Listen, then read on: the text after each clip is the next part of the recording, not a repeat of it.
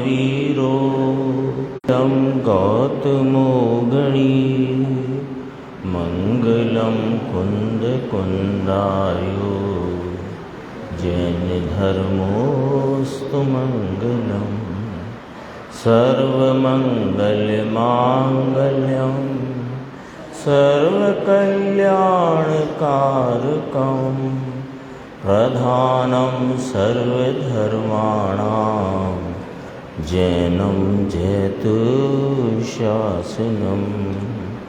सहजानंद चैतन्य प्रकाशाय महीयसे नमो अनेकांत विश्रांति महिमने परमात्मने। आचार्य कुंद कुंद देव द्वारा रचित पंचास्तिकाय संग्रह नाम का ग्रंथ है और इसकी 164 गाथा पर अभी अपन ने 2 दिन प्रवचन सुना था पूज्य गुरुदेव श्री का, और कल 165 गाथा पर भी गुरुदेव श्री का व्याख्यान प्रारंभ हुआ और आज उसका समापन यानी वो गाथा की व्याख्या गुरुदेव श्री के द्वारा पूर्ण हुई। 164 में 1-2 पॉइंट हैं जिनको अपन देखते हैं गुरुदेव श्री के स्पष्टीकरण में, और फिर 165 गाथा का अपन पाठ करेंगे और उसकी अन्वयार्थ उत्थानिका अन्वयार्थ और टीका देखते हुए उसमें 1-2 पॉइंट हैं जो गुरुदेव श्री ने बहुत अच्छा उनका स्पष्टीकरण किया है, वो देखते हैं। कल अपन ने चर्चा तो की थी कि इस विषय को लेने का प्रयोजन क्या है। मूल तो प्रयोजन ये है कि जहाँ हम मोक्ष मार्ग मान लेते हैं वो मोक्ष मार्ग है या नहीं, उस बात का निर्णय हमें कर लेना चाहिए, क्योंकि मोक्ष मार्गियों की प्रवृत्ति, उनकी चेष्टाएं, उनकी मंदकशाई की विकल्प वृत्ति, उसे देखकर हम भी उनका अनुसरण करना चाहते हैं, किंतु वास्तव में जो बाहर मोक्ष मार्गियों के ज्ञानी आराधकों के बाहर दिख रहा है, क्या वह मोक्ष मार्ग है या नहीं, ये निर्णय तो हमें करना ही है। और अंतरंग में जो परिणति चलती है वो दिखती नहीं। अब वो परिणति जो अंतरंग में है उसका बाहर के कषाय भाव और देह की क्रिया चेष्टा में निमित्त नैमित्तिक संबंध तो है, लेकिन वह निमित्त रूप होने पर हम उसी को मोक्ष मार्ग मान लें तो ये हमसे भूल हो जाती है। ये भ्रांति अपने को न रहे, इस हेतु से अपन ने ये विषय यहाँ इस शिविर के 4 दिन का जो आयोजन है इसमें इस हिसाब से रखा कि इस तरफ भी अपनी समझने की कुछ यहाँ स्पष्टीकरण हो और कुछ जिज्ञासा अपनी बढ़े, तो उसकी तरफ अपन और भी इसमें आगे और गाथाएं हैं 166, 67, 68, 69, 70, 71, 72, 73, तो वहाँ तक आप लोग भी स्वाध्याय करते हुए गुरुदेव श्री के वर्ड टू वर्ड प्रवचन हिंदी में भी हैं, उनको पढ़ सकते हैं, सुन सकते हैं, सब कुछ उपलब्ध है। देखिए अपन देखते हैं कि आकुलता आकुलता आया था ना कल, कि गरम किया हुआ घी यदि किसी के शरीर पर डाल दिया जाए तो जलन ही उत्पन्न करता है। तो ये जो शुभ राग वृत्ति ज्ञानी को, धर्मात्मा को, आत्मा के आराधक को बीच में आ पड़ती है, ये गरम घी के समान है। इससे आकुलता की ही प्राप्ति होती है। अभी अपन सुन रहे थे ना, आचार्य अमृतचंद देव कहते थे कि यह पंचास्तिकाय की टीका करने यानी परमागम के प्रति अनुराग की भक्ति से मेरा मन अति चलित होता था। तो उस विकल्प में वो शुभ राग है, वो पर समय है, वो आकुलता रूप देने वाला भाव है। हमें वो लगता है कि ये अच्छा भाव है। मुनिराज कहते हैं कि ये जो आ जाता है ये पर समय है। उसकी व्याख्या अपनी 165 में अपन देखेंगे कि आकुलता आकुलता समकिति को भी चौथे गुण स्थान में वहाँ इतनी आकुलता होगी, इसलिए शुद्ध उपयोग उपादेय है और शुभ उपयोग हेय है। ये निर्णय का विषय है, क्योंकि पहले मोक्ष मार्ग का निर्णय हो, फिर मोक्ष मार्ग जिसके आलम्बन से है इस ज्ञायक भाव का निर्णय हो, और इस निर्णय के उपरांत इस निर्णय का अनुसरण होकर, यानी निर्णीत वस्तु का अनुसरण होकर परिणति में निर्मलता और मोक्ष मार्ग का प्रारंभ हो।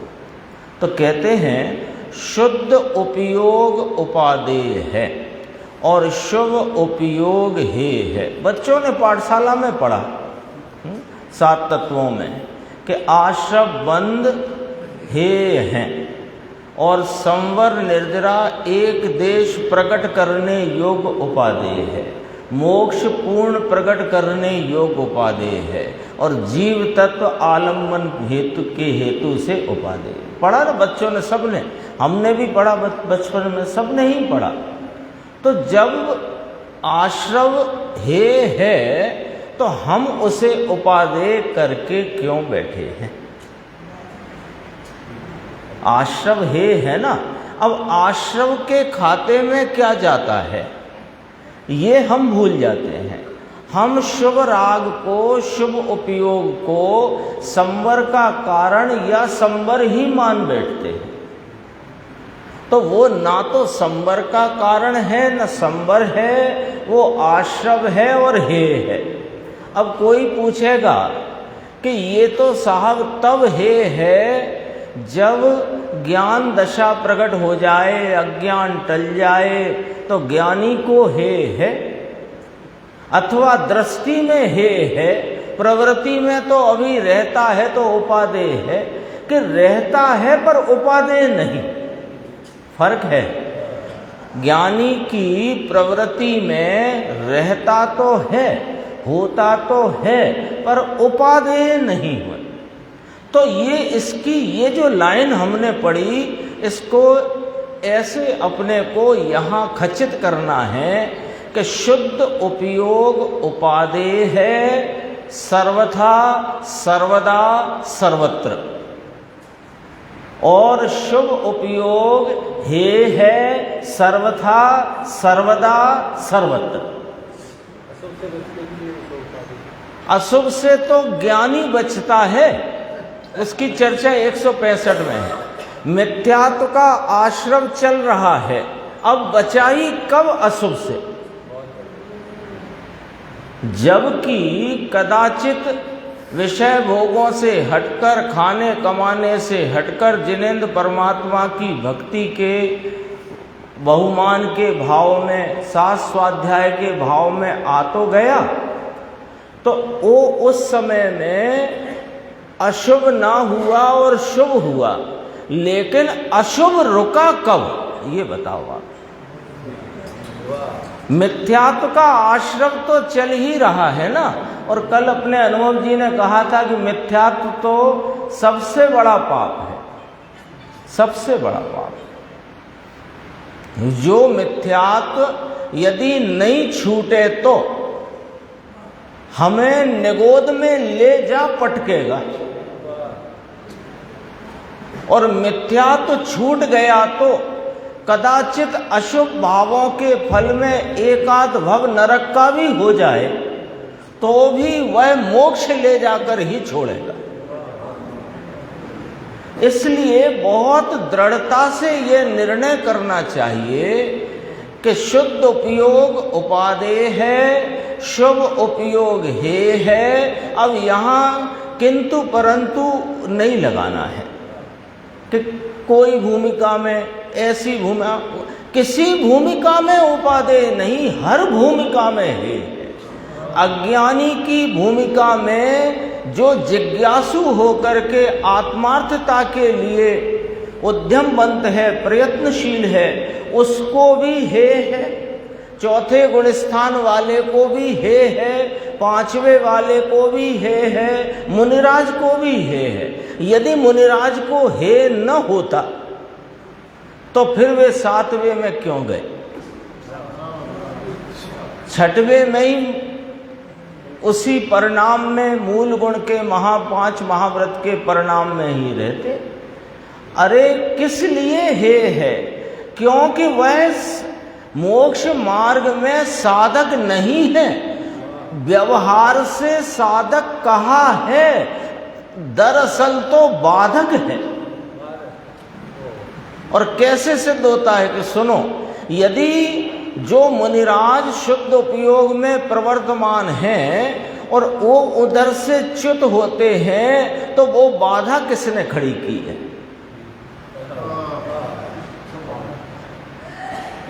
वहां कोई विषय भोग का परिणाम तो नहीं आया है, वहां कोई कमाने का, धंधे का, अरे मंदिर बनाने का परिणाम तो नहीं आया है।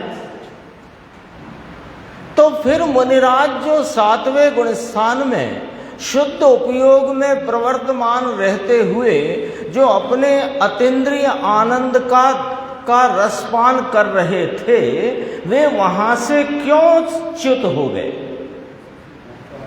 क्योंकि बाधक भाव आ गया, उसने बाधा उत्पन्न कर दी। कौन सा बाधक भाव आ गया? कि 5 महाव्रत 28 मूल गुण का परिणाम आ गया। बाधक भाव है, वो तो उपचार से साधक कहा गया है, दरअसल तो बाधक है।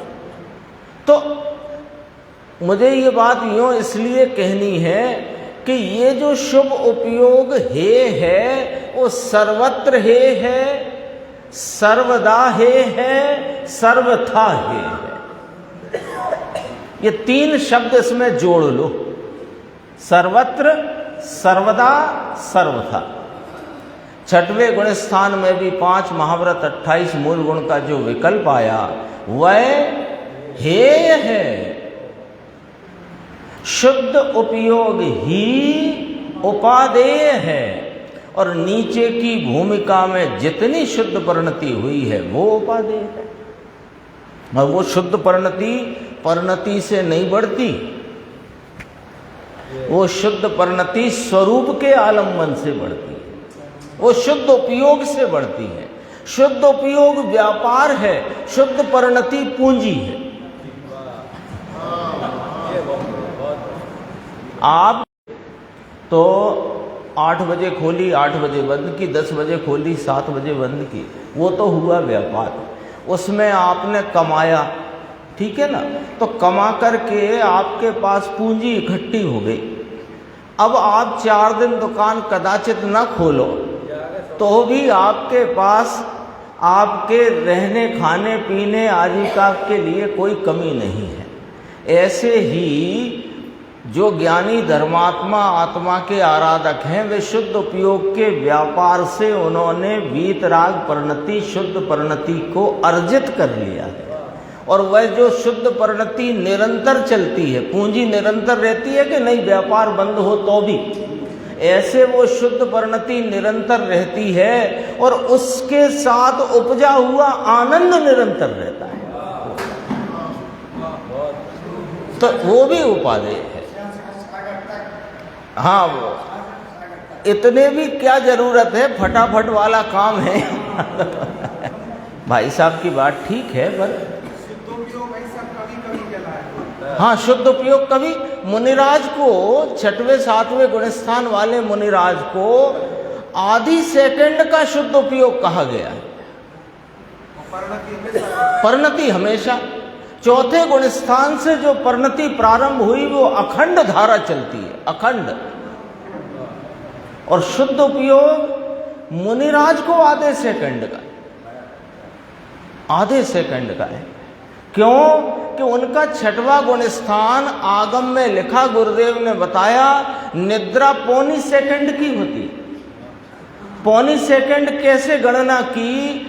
कि 7वें गुणस्थान के शुद्ध उपयोग के काल के दुगने से कम होता है 6वां गुणस्थान।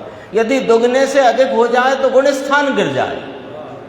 तो पौन सेकंड का जब 6वां गुणस्थान गिना, इसका मतलब आधी सेकंड का 7वां गुणस्थान शुद्ध उपयोग की दशा है। भाई साहब ने पूछा तो इसलिए मैंने कहा। इसमें आएगी निद्रा की बात, 165 में देखो। एक जो कल बात आई थी वो यहाँ है, अनुभव जी देखना। दर्शन विशुद्धि में भी विकल्प आया, वह तीर्थंकर गोत्र का बंद करता है। अपन कहते हैं ना कि दर्श विशुद्धि भावना भाय, सोलम तीर्थंकर पद पाए। तो दर्श विशुद्धि अपन किसे गिनते हैं? सम्यक दर्शन को, है ना। सम्यक दर्शन क्या है संतोष भाई? आत्मा का प्रतीति रूप निर्मल परिणाम। तो वो निर्मल परिणाम से तीर्थंकर कर्म प्रकृति कैसे बंधेगी, ये विचार करो। ये विचार करो कि वो जो दर्श विशुद्धि नाम सम्यक दर्शन है ना, तो सम्यक दर्शन तो निर्मल परिणाम है, प्रतीति का निर्मल भाव है। अब उस निर्मल भाव से बंद कैसे होगा? यदि निर्मल भाव से ही बंद हो तो फिर मुक्ति किस भाव से होगी?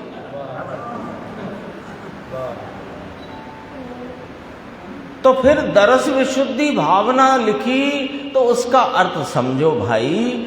दर्श विशुद्धि माने सम्यक दर्शन रूप सम्यक प्रतीति जिसे हुई है, उसको अभी जो विकल्प रूप भाव चल रहा है, उस वो और आगे के जो भी कहे धर्म प्रभावना, साधर्मी, वात्सल्य आदि ऐसे 16 प्रकार के विकल्प भावना रूप आश्रम, उनसे तीर्थंकर नाम कर्म की प्रकृति का बंध होता है, सम्यक दर्शन से नहीं होता है। पर सम्यक दृष्टि को होता है, ये बताने के लिए दर्श विशुद्धि को पहले लिया। अज्ञानी को तो होता ही नहीं, उस जाति का परिणाम ही नहीं होता। वो कितना भी बनावट करके उस परिणाम को लाना चाहे तो वो परिणाम उसको आ सकता ही नहीं है, भूमिका ही नहीं है। क्योंकि विकल्प के बारे में भी वो बोल मेरे पास नहीं है अभी, अशोकनगर से जो पूजन की पुस्तक एक प्रिंट हुई है उसमें वो बोल है कि कोई विकल्प हो, जीव को आप कह रहे हैं अन्य अन्य परिणति होती है, तो जीव की, सब जीवों की भिन्न भिन्न परिणति, और एक जीव की अनादि से लेकर अनंत काल तक होने वाली परिणति, उसमें जब तक राग है, जब तक राग है ना, अनादि से वो अंत आ जाता है राग का, तो भव्य की अपेक्षा तो अनादि से जब तक विकल्प है, कोई विकल्प भूमिका का उल्लंघन करके नहीं आता। कोई विकल्प भूमिका का उल्लंघन करके आता ही नहीं, ये उसकी भी कोई व्यवस्था है, वस्तु व्यवस्था है ना। देखो दर्शन विशुद्धि में भी विकल्प आया, कोई भी विकल्प शुभ हो या कि अशुभ हो, वह भूमिका का उल्लंघन नहीं करता, ये कहा मैंने। यानी इसका अर्थ ये है कि जो चौथे गुणस्थान और आगे के गुणस्थान की भूमिका में उत्पन्न होने वाला विकल्प है, वो आप पहले गुणस्थान में ला ही नहीं सकते। अब महाव्रत का विकल्प आप पहले गुणस्थान में खड़ा कर ही नहीं सकते, चौथे में नहीं खड़ा कर सकते। अरे पांचवें में जो अणुव्रत का विकल्प है वो आप चौथे में खड़ा नहीं कर सकते। द्रवलिंगी मुनियों को वो विकल्प नहीं होता, मंद कषाय होती है और बनावटी होता है। वो कषाय की मंदता में निमित्तों का लक्ष्य रखकर निमित्तों का त्याग करता है। पॉइंट आया समझ में? जो मुनिराज हैं, सच्चे आत्मा के आराधक हैं, वे निमित्तों का लक्ष्य छोड़ते हैं तो वे निमित्त छूट जाते हैं, और जिनके पास आत्मा की आराधना ही नहीं, वे निमित्तों का लक्ष्य करके निमित्त छोड़ते हैं, तो भी छूटेगा। लक्ष्य तो छूटा नहीं, संयोग में भले छूट गए। बहुत आगे तक की बात कहें,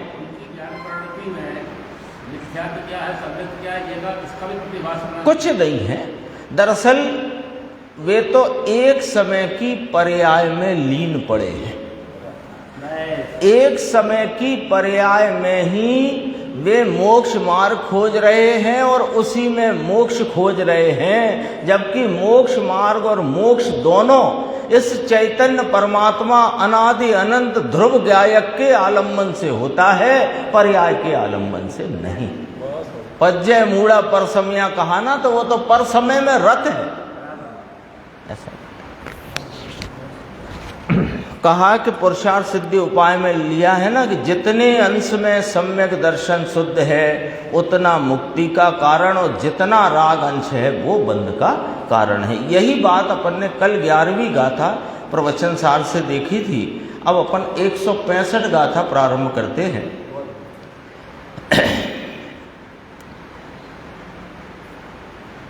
गाथा का पाठ करेंगे। अन्नाणादोणाणि जदि मन्नदि शुद्ध संपवो गादो हवदित्ति दुख मोखम पर समय रदो हवदि जीवो। शुभ भक्ति से दुख मुक्त हो जाने यदि अज्ञान से, उस ज्ञानी को भी पर समय भी कहा है जिन देव ने। देखो इसकी उत्थानिका, यह सूक्ष्म पर समय के स्वरूप का कथन है। सूक्ष्म पर समय, अभी अपन द्रव्यलिंगी का संदर्भ आ गया था चर्चा करते करते, वो तो स्थूल पर समय है ना। अब यहाँ जैसे स्वामी ने स्थूल पर समय और सूक्ष्म पर समय ऐसे करके दो भाग किए। मिथ्या दृष्टि को स्थूल पर समय कहा, और ज्ञानी धर्मात्मा जिसका उपयोग बाह्य में शुभ भाव आदि रूप से प्रवर्त जाता है उसे सूक्ष्म पर समय कहा, तो उसे पर समय रत कहा, है ना। जैसे स्वामी ने, ख्याल में आ गई बात, ख्याल में आ गई, दोबारा बोलता हूं कि जो अज्ञान मिथ्यात्व है और एक समय की पर्याय में आप रूपता की जो मान्यता रूपी भ्रांति मोह है, पर में सावधानी का भाव है, वो स्थूल पर समय।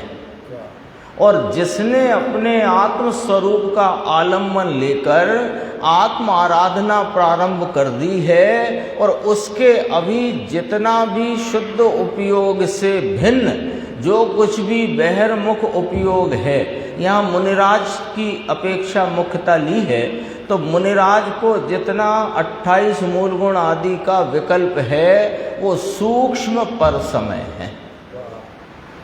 ये बात जैसेन स्वामी ने की, अभी अपन देख लेते हैं अन्वयार्थ को। शुद्ध संप्रयोग से, अब ये शब्द समझना, शुद्ध संप्रयोग से 11वीं गाथा में आया था शुद्ध संप्रयोग जुदो, यानी शुद्ध संप्रयोग से युक्त, वह शुद्ध उपयोग की बात थी। और यहाँ शुद्ध संप्रयोग ये शुभ भक्ति भाव की बात है। हाँ, वहाँ लिया था शुद्ध स्वरूप आत्मा में उपयोग की युक्तता, और यहाँ लिया शुद्ध संप्रयोग आदो, मूल प्राकृत शब्द शुद्ध संपवो गादो। इसका अर्थ क्या लिया कि शुद्ध संप्रयोग से, तो शुद्ध शब्द काय को लगा दिया जब शुभ भाव की बात थी, तो जब शुभ भाव की बात कहना थी तो शुद्ध शब्द क्यों लगा दिया कि वो जो शुद्ध भाव में परिणमित हैं, अरिहंत सिद्ध आचार्य उपाध्याय साधु परमेष्ठी, उनके प्रति जो प्रयोग है उपयोग का, इसलिए उसे शुद्ध संप्रयोग कहा और शुभ भाव का। ये अर्थ है इसका। तो शुद्ध संप्रयोग नाम शुभ भक्ति भाव से दुख मोक्षः भवति, दुख से छूट जाता है। यदि ऐसा अज्ञान के कारण, अब यहाँ अज्ञान का शब्द मिथ्या तो नहीं लेना अज्ञान का अर्थ। अज्ञान शब्द आया है ना, अज्ञान का अर्थ मिथ्या तो नहीं लेना, यहाँ अल्प ज्ञान लेना है, यहाँ अल्प ज्ञान अर्थ है। नहीं, वो बात नहीं है। यहाँ अज्ञान किसको पहले ही लिखा, ज्ञानी, ज्ञानी मानता है अज्ञान के कारण, तो अब अपने को अर्थ स्वयं निकालना चाहिए कि है तो ज्ञानी, है तो अभेद रत्नत्रय का आराधक, उसको अभी जो कोई अल्प अवस्था के कारण, अल्प ज्ञान, छद्मस्त अवस्था या अभी कषायों की मौजूदगी जितनी है उस कारण से जो भक्ति का राग आ जाता है तो उसमें मोक्ष माने का अर्थ ये अब मान्यता वाला अज्ञान नहीं है, माने उसमें जुड़ जाता है, उसमें जुड़ जाता है, इतना अर्थ है इसका। मानेगा तो अज्ञानी कहलाएगा, मानेगा तो अज्ञानी कहलाएगा। माने शब्द लिया, इसका फुटनोट है नीचे। मानने का अर्थ है झुकाव करना, उस तरफ झुकना, आशय रखना, आशा रखना, इच्छा करना। यानी क्या इच्छा करता है कि हे प्रभु आप भी मुक्ति को प्राप्त हुए हो, मैं भी शीघ्र मुक्ति को प्राप्त हूँ, ऐसी अभिलाषा करना, उनकी दशा देखकर अपने भावी की वैसी दशा हो ऐसी भावना करना, उसको यहाँ माने शब्द से समझना। यानी बहुत सावधानी की जरूरत है पढ़ने में नहीं तो अनर्थ हो सकता है, इसलिए कहा। देखो अकम्पनाचार्य को ऐसा ग्रहण दिलाता है, अकम्पनाचार्य को सुख सागर मुनिराज ने कहा विवाद, फिर ऐसा कि डलाता क्या अकम्पनाचार्य? नहीं, अकम्पनाचार्य को मैं आपकी बात पूरी नहीं समझ पाया हूँ। अकम्पनाचार्य को उस समय जो कुछ भी विकल्प आया वो आचार्य होने के अनुशासन के अंतर्गत वो उनकी भूमिका में आया। हाँ, 28 मूल गुण की भूमिका के अंतर्गत आया है ना। तो 28 मूल गुण की भूमिका में आचार्य भगवान को इसी प्रकार के अनुशासन का विकल्प आएगा। उपाध्याय परमेष्टि हैं, उन्हें तत्व ज्ञान को देने का विकल्प आएगा, और साधु परमेष्टि इन दोनों से मुक्त है, उन्हें आत्माराधना का ही भाव चलता है। कभी कभी थोड़ा 5 महाव्रत 28 मूल गुण आता है। तो साधु जो हैं, आचार्य को मुक्ति थोड़ी मुश्किल है, साधु को आसान, वो जिम्मेदारी की अपेक्षा, बस इतना। वो जो अकम्पनाचार्य आचार्य थे ना, वो तो संघ की अनुशासन के संदर्भ से वो विकल्प आया। अपन यहाँ देख रहे हैं अन्वयार्थ पे थे, देखिए। तो वह पर समय रत जीव है, इसका खुलासा टीका में मिल जाएगा आपने को। अरिहंत आदि के प्रति भक्ति अनुराग वाली मंद शुद्धि से भी क्रमशः मोक्ष होता है। इस प्रकार यदि अज्ञान के कारण, अब यहाँ अज्ञान का अर्थ देखो, शुद्धात्म संवेदन के अभाव के कारण और शेष रहे रागांश के कारण ज्ञानी को भी मंद पुरुषार्थ वाला झुकाव वर्ते तो तब तक वह भी सूक्ष्म पर समय में रत है। अब यहाँ एक शब्द आता है जिसका अर्थ अपने को जान लेना चाहिए। ऊपर मन्यते शब्द था और यहाँ पर अभिप्राय शब्द आया है ना, आया था कहीं?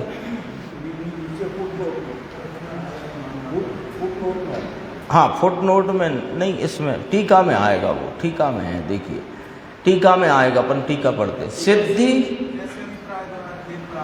हाँ टीका में है, देखो टीका पढ़ते। सिद्धि के साधनभूत ऐसे अरहंत आदि भगवंतों के प्रति, सिद्धि के साधनभूत निमित्त से कहा, क्योंकि जगत में स्वरूप की साधना और सिद्धि यानी सिद्ध अवस्था की प्राप्ति में 5 परमेष्टि वे निमित्त कहे जाते हैं, सद निमित्त। तो सिद्धि के साधनभूत ऐसे अरिहंतादि भगवंतों के प्रति भक्ति भाव से अनुरंजित चित्त वृत्ति। अब अनुरंजित का फुटनोट देखना है, अनुरक्त राग वाली सराग वृत्ति। अनुरंजित चित्त वृत्ति वह यहाँ शुद्ध संप्रयोग है। शुद्ध आत्माओं के प्रति भक्ति का भाव वह शुद्ध संप्रयोग है। अब अज्ञान लव के आवेश से यदि ज्ञानवान भी उस शुद्ध संप्रयोग से मोक्ष होता है, ऐसे अभिप्राय द्वारा खेद प्राप्त करता हुआ उसमें यानी शुद्ध संप्रयोग में प्रवर्ते, तो तब तक वह भी, अब देखना इसका अर्थ बड़ा सावधानी से जरूरत है, अज्ञान लव के आवेश से यानी अल्प ज्ञान का अभी आवेश है, शेष राग का भाव, शेष कषाय का जो आवेश आ गया, उस शेष कषाय के आवेश में ज्ञानवान भी ऐसा भक्ति में प्रवृत्त हो जाता है कि इनकी शरण में ही मेरी मुक्ति है।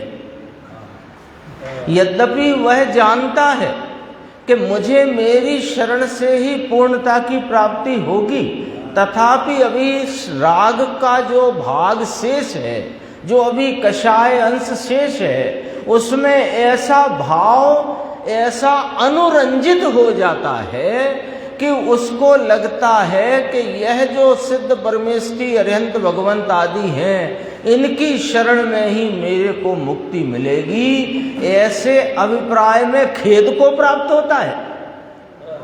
अब जब तुम्हें खेद ही आ रहा है तो काय को जुड़ रहे हो उसमें? तो खेद का अर्थ है कि क्षुब्धता को प्राप्त होता है। क्षुब्धता को प्राप्त होता है कि अर्थ है कि अपने आनंद से वंचित रह जाता है। अपना जो अतीन्द्रिय आनंद है, जो अंदर में भरा है और उसका वे रसपान भी करते हैं, उससे वंचित हो जाता है, उसका नाम खेद को प्राप्त होता है। तो कहते हैं उसमें शुद्ध संप्रयोग माने जिन अरिहंत भगवंतों की भक्ति में प्रवर्तन करे, तो तब तक भी वह राग लव के सद्भाव के कारण पर समय रत कहलाता है। अब चौथे का और पांचवे का फुटनोट पढ़ना है। राग लव, लव शब्द से किंचित, किंचित अज्ञान लव आया था ना, तो किंचित अज्ञान, किंचित अज्ञान माने अल्प अज्ञान। अल्प ज्ञान का अर्थ है अल्प ज्ञान, अल्प अज्ञान का अर्थ है अल्प ज्ञान, है ना। जैसे गिलास होता है ना, तो गिलास में पानी है तो आधा भरा और आधा खाली, तो दोनों में एक ही अर्थ निकल रहा है कि नहीं? एक ही अर्थ निकल रहा है कि नहीं? हमने पूछा कितना पानी है, तो एक बच्चे ने जवाब दिया आधा भरा है, दूसरे ने कहा नहीं आधा खाली है। तो जवाब तो दो आए, अर्थ एक निकला कि नहीं निकला? अल्प अज्ञान का अर्थ है अल्प ज्ञान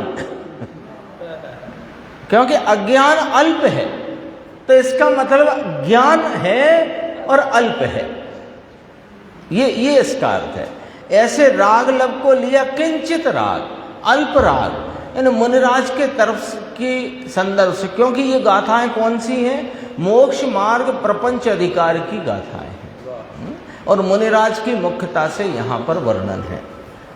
तो मुनिराज की मुख्यता से जब वर्णन हो तो सिर्फ मुनिराज के लिए नहीं होता, मुनिराज की भूमिका के आधार से आराधकों की भूमिका बताई जाती है। तो चौथे पांचवें छठवें वाले सब आ जाते हैं उसमें पेटे में, है ना। और अज्ञानी को समझने के लिए, अज्ञानी को प्रवर्तन क्या है ये बताया जाता है। देखो, तो पर समय रत, पर समय में रत का अर्थ है पर समय में स्थित। पर समय में स्थित माने पर समय की ओर झुकाव वाला, पर समय में आसक्त। आसक्ति है कि नहीं? उसको आसक्ति है ना अभी राग की, तो वो जो राग की आसक्ति है तो वह पर समय, ये परिणति पर समय है। जो अरिहंत आदि के प्रति भक्ति का अनुराग है वो दरअसल में पर समय है और उसकी ओर ये झुक रहा है। क्यों? अल्प ज्ञान के कारण, अल्प ज्ञान के कारण झुक रहा है, क्योंकि अभी पूर्णता प्राप्त नहीं हुई, अभी रागांश शेष है। फिर देखो इसमें थोड़ा और पढ़ना है, गुरुदेव के प्रवचन तक तो नहीं पहुंच पाएंगे।